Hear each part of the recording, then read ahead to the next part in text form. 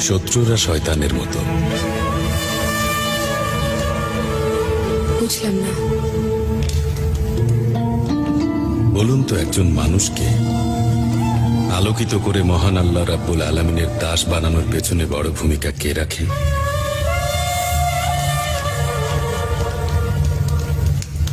শয়তান। শয়তান একজন মানুষকে সত্যিকারের মানুষ হতে বড় ভূমিকা শয়তানি পালন করে। একজন মানুষ যদি শয়তানের বিরুদ্ধে লড়াই না করে, তাহলে কিভাবে সে সত্যিকারের মুসলিম হবে? কিভাবে ঈমানের দেখা পাবে?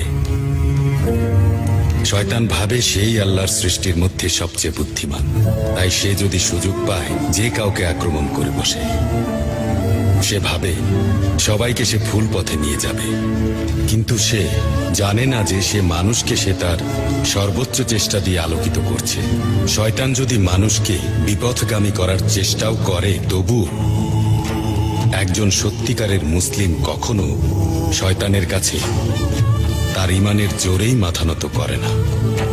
এটাই তাকে আরো শক্তিশালী করে। আর শত্রুরা ঠিক শয়তানের মতো, ওরা প্রতিপক্ষকে হত্যা করতে চায়, কিন্তু এটা বুঝতে পারে না যে আসলে ওরা প্রতিপক্ষের জয়কে ত্বরান্বিত করছে। মা হালিমা।